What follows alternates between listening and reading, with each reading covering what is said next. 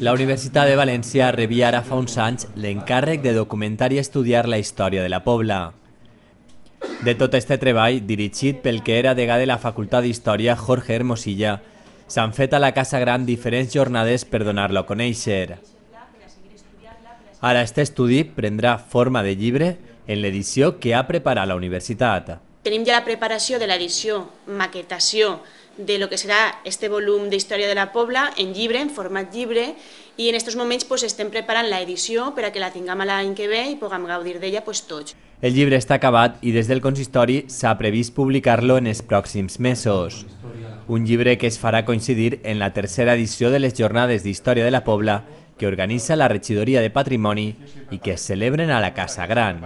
La presentació se farà coincidint en les jornades d'història, que és el més adequat en aquest àmbit, presentació de jornades d'història, que serà ja la tercera edició, presentació del llibre d'història, i comptarem, per supost, en la presència del director de tots els estudis del llibre, que és l'exdegà de la Facultat de Geografia i Història, el senyor Hermosilla.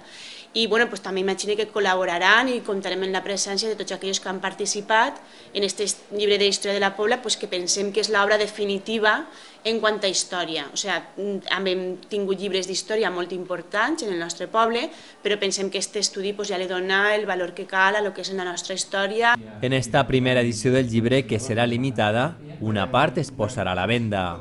Serà el mes d'abril, però l'Ajuntament obri la possibilitat a tots aquells que estiguen interessats a poder reservar un exemplar.